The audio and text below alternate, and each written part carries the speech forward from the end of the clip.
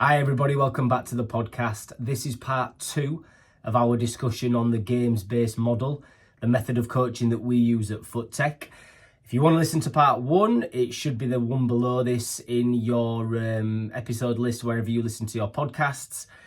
But we kick it off here talking about how we use this approach with beginners or children that are new to football, late to football, and have maybe never played the game before. It's a question we get asked quite a lot. How can we do this with kids that have not yet played the game? So we talk about that. We talk about technique and skill. Everybody wants kids to have good technique in all departments of football, which is fine, but we talk about that sometimes it's all you see is not all there is. So it's kind of like if a kid's got amazing technique, does that transfer to the game? If you've got a grassroots volunteer who maybe hasn't played much football, then how can we be expecting them to teach them all these techniques if technique is of the highest order? So we talk about things like that. Lots more to get stuck into. We've also got something at the end to share that we've hopefully got coming up to help grassroots coaches in the future. But yeah, let's get into it. So looking at like stuff like that with people using drills that that are not really for the ages that they're working with or the context they're working in, that leads me on to a question for you of, well, what happens if you're working with really young kids? Surely they need isolated work, ball at your feet stuff, because they've never played football before, they're complete beginners. And this is a question we get so much. I wanted to, before I give you my 2 pence on that, I wanted to ask, what do you think when you hear that? Yeah, it's just not what we see. You can get the very youngest children and you can put them in a football match. Again, it keeps saying it wouldn't be 11 aside. It might be 1 against 1, but there'd be 2 goals and you'd explain, right, you've got to kick that ball into that goal. They've got to kick that ball into this goal. When you've got the ball, try and kick it into that goal. When you haven't got the ball, try and stop them kicking it into that goal. And they don't really need much more instruction from that. And we've seen that with 2 and 3 year olds be able to pick that up. The only caveat I'd add to the ball each stuff would be the very, very, very youngest players. And it's not because they can't do the 1v1 thing. It's just in terms of their enjoyment and engagement. It's sometimes useful to give them a ball each and play some silly games, which are probably lacking in a lot of representativeness. But in terms of them, that's nothing to do with them not being able to do it. That's just, making sure that they're enjoying themselves and having fun. But they can do it. And if you want them as much as possible to be training and improving at the thing that you want them to improve at. So if you can get them into games early on, then that's the best thing to do. And we just see that all the time. We coach from 2-year-old up now, don't we? Well, that's it. And I think the one thing that I asked you years ago was when we talking about the core skills and what are they doing most of the time. I think for the little ones in particular, the 2 big things they need are dribbling and ball striking. So then the question was, well, can we still get them to the point where they have a ball at the feet for a majority of the time, but they're doing those 2 things a majority of the time, the things that are going to make the biggest difference as they get older. So when I'm saying these kids don't need a ball at the feet, I probably should have explained that a bit better. What I'm saying is they don't need to be doing all these toe taps and side to sides and all that. What they do need, if they're going to have a ball at the feet, is the dribbling, the ball striking, and then can we make that as representative as possible, as game-like as possible?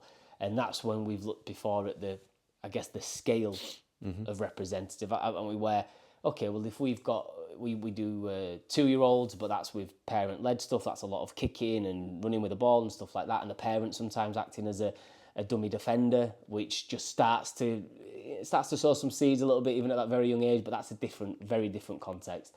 But then when you start getting into those preschool and early years ages, that curriculum you put together has just been brilliant because there's the scale of it. So we might say that instead of having a 1v1, it might be that we have a 10v1. Mm-hmm. It might be that we have an 8v1.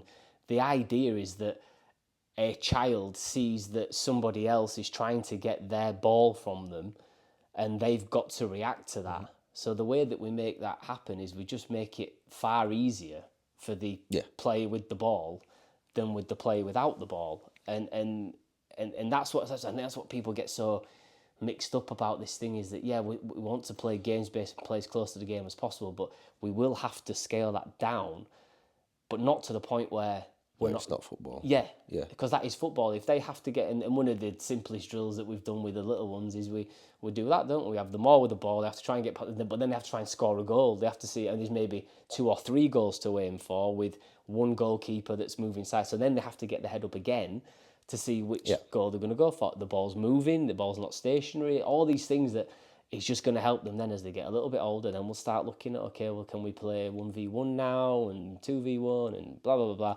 and we've done it for years, and it's going back to what we said. It's hard. Persistence is needed, particularly with the early years stuff, but it works. If you give it enough time and you're prepared to put your ego to one side and understand that it's going to look like a complete mess at times, but there's so much learning happening. So much learning. I thought I did want to ask you about that, because I think that's one thing that we get so much, that and online as well. Surely, no, the beginners, they need to be passing a ball to each other and blah blah blah blah. No, I mean, and again, there's so much on this in terms of the studies that have taken place where people call it the fundamentals, don't they? Like we talked about, you break down football to passing, dribbling, shooting, blah blah blah, and there's been lots of comparison studies where you take 2 groups of evenly matched children. One of them do drills like that.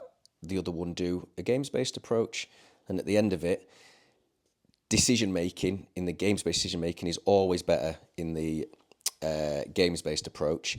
But there's even been studies as it's moved forward where so this group here, example, they're dribbling around cones, they're doing passing with a partner, blah, blah, blah, blah. This group here have never do any of that. They play the game.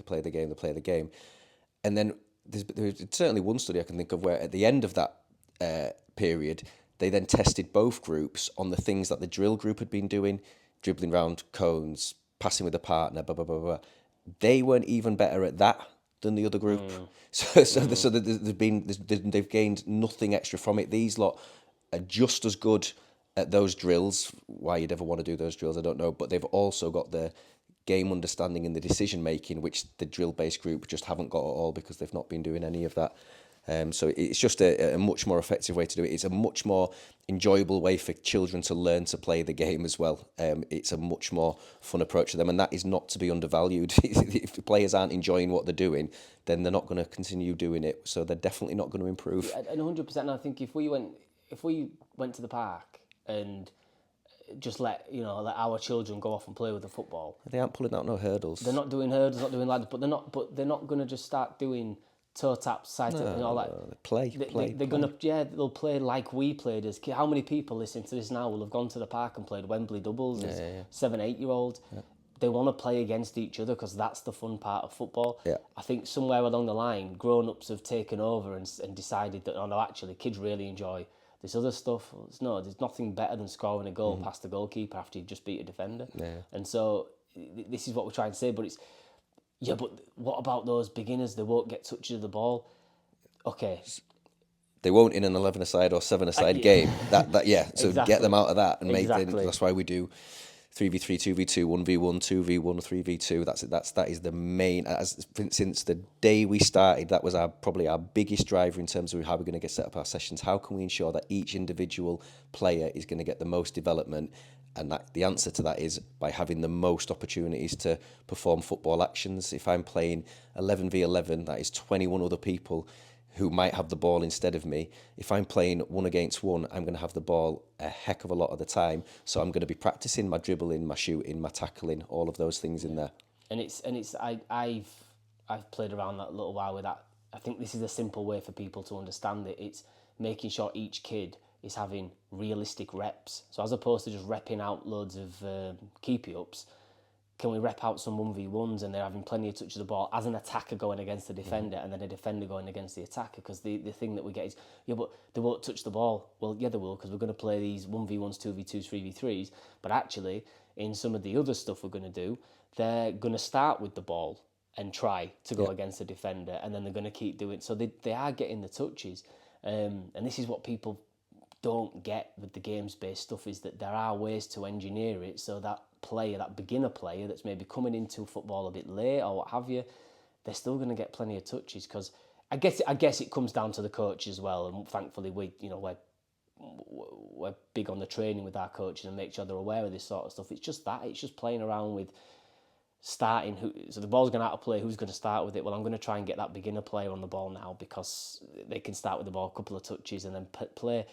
It's just using these sorts of things. I think the other thing that we get quite a lot of is, well, our kids going to learn the stuff, for example, skills, how to beat players if they never taught it. And this were a big question mark for me, and I know a couple of other coaches as well at FootTech, that when we first started introducing this and you were pushing this, we were thinking, yeah, but we surely need to show them this. We need to show them a Cruyff turn or an L turn, because how are they going to know how to do it when they need to do it? And I persisted. I didn't teach any of those things, and I use the example now of a boy came to our Monday session late to football, was one of the weaker ones in the group when he started.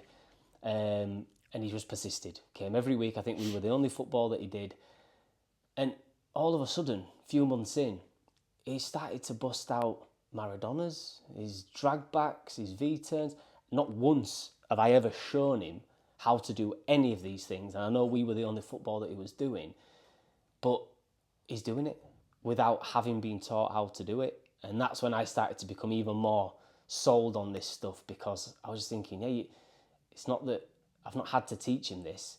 It's the 1v1 work. It's these little things that we put him in and allowed him the time to do.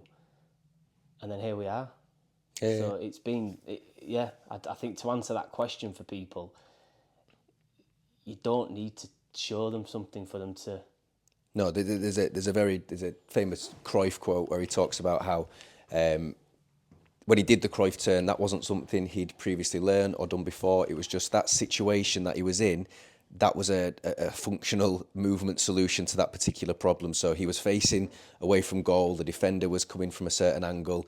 He needed to turn that way to get towards goal. And the Cruyff turn was the solution to that particular problem. So, yeah, what you're going back to saying there, it's not about players having, stored programs in their brain that they just use at certain situations. It's not, each situation is unique, and whatever's going on in that situation linked to as well what they're trying to achieve, which in football is to move towards the goal and score a goal. Solutions will emerge, and that'll be different for different players. And yeah, just on that, there's something that really stuck with me a long time ago now when we were at Soldiers Field. Planned a session, and the main thing I was wanting to coach that day was showing players how to do a shoulder drop. So I stood with the other coach. When the players come to FootTech, we get them into arrival matches straight away. It's a much more effective and enjoyable thing for them to start the session with, rather than just booting balls around and stuff like that. But anyway, this one player in that game did an amazing shoulder drop. And I turned to the other coach and I said, right, he's going to demonstrate that shoulder drop today, because that is exactly what I'm after, exactly what I'm looking for. When I asked him to do that, it was so wooden and so stiff, and it was like he'd never done one before, and I couldn't understand, because he had just done one of the best examples of one I could hope to see, and it was completely chalk and cheese. But it just really,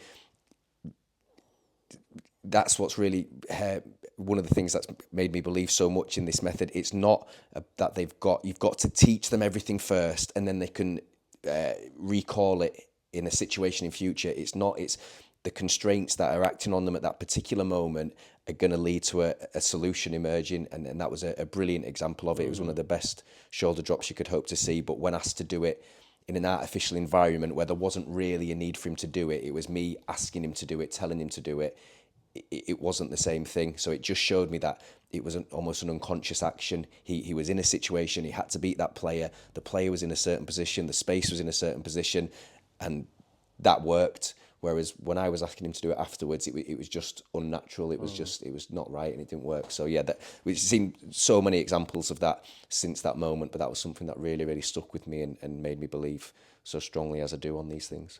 It's like when I'm doing one-to-ones, I love the shoulder drop. My favourite move, because it's so simple, but so effective. But one-to-one training, it's like they're doing it against a mannequin. Something's happening, but it's not.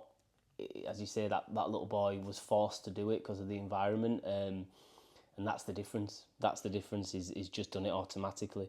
And it was unique to him. If it was a different player in that same situation, they might have beaten the player that was beaten the defender, but they might have done it in a completely different way, and that goes back to individual constraints. And again, an example that I talk about with coaches often is if Messi and Xavi are in exactly the same situation and there's a gap between two defenders, because of their individual constraints, the player that they are, who they are, they will face that problem in a different way. So Messi is likely to try and dribble through that gap, whereas Xavi is more likely to pass through that gap. It's not right and wrong. It's just each player is different, and you have to acknowledge that in all the coaching that you do. That's why we don't say you must do this in this situation or try to learn moves that they all have to do, because it just won't be right for some players. You mentioned Cruyff, and he's got loads of quotes that I love. This brings us on nicely to the next point about technique and skill. So he's got one, hasn't he, from years ago, that being able to juggle a ball 1,000 times is not technique. It's being able to make the right pass at the right time, the right way to the opponent and whatever, to the teammate, should I say, sorry. So he articulates it a lot better than I just did.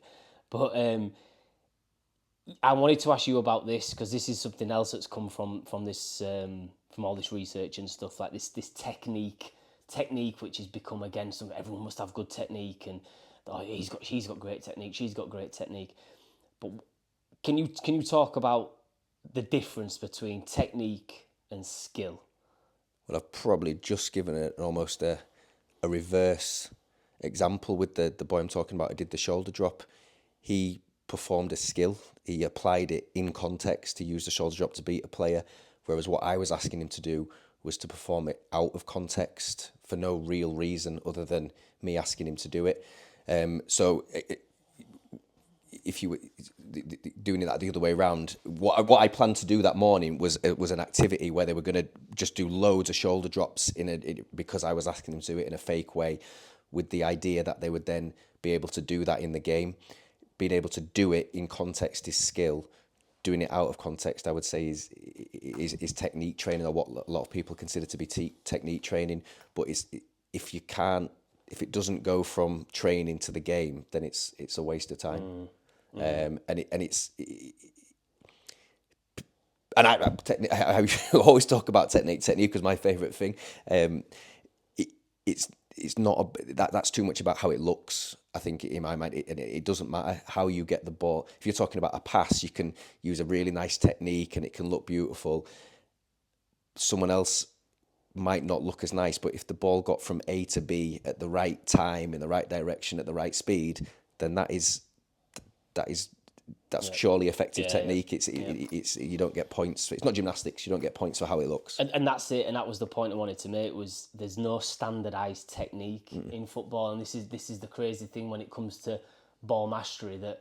So you're telling me then you're relying on probably a grassroots coach. For most people listening to this, you're relying on your son or daughter being taught the correct technique for every single thing in football by a volunteer that's done a level 1 online or whatever. But so that's what it comes down to then. That person must show you how it, and when you think about it like that, you just think, well, it's just utter nonsense, isn't it? Because your technique's going to be different to mine. There isn't a standardised thing. Gymnastics, where they're probably diving, where they get points for how something looks and how it must be. There is a standardised technique for that. But as you just rightly say, for football, there is a thing that needs to happen, and how that thing happens doesn't matter as long as it happens. It doesn't matter how it gets it. The book that you first got me to read showed the golf swing. The golf swings, how many was there? 6 PGA pros, and everyone thinks there's a standardised way of hitting a golf ball, a certain technique. And it showed them at the top of the swing, and as they hit the ball, and it completely different for these 4 or 6 players, whatever it was. But they were, I don't know, the top. They're all in the top 10 in the world, or whatever. They're clearly all expert drivers, have that skill. But the point being, so if you're a coach, which one do you pick? That's not what it's about. It's not about. It has to be for that individual. It's different for everybody. I love that one. That's really good. You must pass with the inside of your foot. Well, No. What if I get it there? Yeah, if it goes to that teammate, what difference? Think about free kicks. I don't know, Beckham, Roberto Carlos, Juninho. I don't know. All of these players, they can all score free kicks, but they don't all take them in the same way. It's just completely individualised. I think that's it. It's I sent you that video of that coach on I think it was Instagram, and he started doing all this crazy like technique stuff and little skills and things and then beat a player, and then he went back and I think he just like dropped his shoulder and went one way. He said, "Which one's the most effective?" Both resulted in the same thing. What's the most effective? And a slightly different example there, but it's understanding that there isn't a standardised technique for a pass, for a dribble, for a shot. Every single shot that a child takes is going to be different because they're in a every single time that something different is happening. Yeah. The position of the other players, the position of the teammates, the way the balls come to them, where they're trying to get it to. There'll be similarities sometimes, but everything will be slightly different. You're playing at night, you're playing in the morning. Is it raining? Is it hot? All of these things will always affect it. So it's never the same thing twice. I think coming to the end, I think we want to make sure people are aware that we're not saying there isn't a place for unopposed work, unopposed isolation. As we said, at home, nothing to do, get out and do it. What we're saying is that if you've got a training session, you're taking your child to a training session, or your coach listening to this putting on a training session, that time needs to be maximised. Unless you have got the luxury of having them for 6 hours a week, which not many people listen to this will. You've got to do the things that are going to make the biggest difference. And to be honest, I think if we had our kids same groups for 6 hours a week, I'd probably still just hammer the games-based stuff, because for me, if I'm doing 6 hours of that stuff compared to the child that's maybe doing 3 hours and 3 hours of isolated drills, I'd probably dare say that other group, everything else the same, is probably going to progress more, my opinion. But I think it's not to say that there isn't a place for it, but it's just do it at the right times and give them homework if they need it or whatever, fine. But don't waste the time at your sessions doing these sorts of things when you don't need to. It's just about understanding how to make it specific for your players' ages, abilities. Yeah, I think in simple terms, you just always say if you're a football coach, make sure you're coaching football. If you're a tennis coach, make sure you're coaching tennis, not doing things with a football. That is a difference.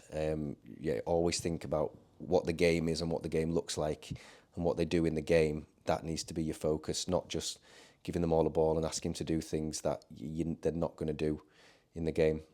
And I use this term all the time. Getting good at football and getting good with a football can be two very, very different things. Yeah.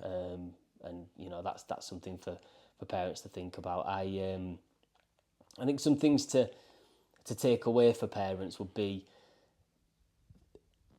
did every kid that's ever played football start with cone dribbling and unopposed ball mastery? The answer's no. So that proves it's not needed.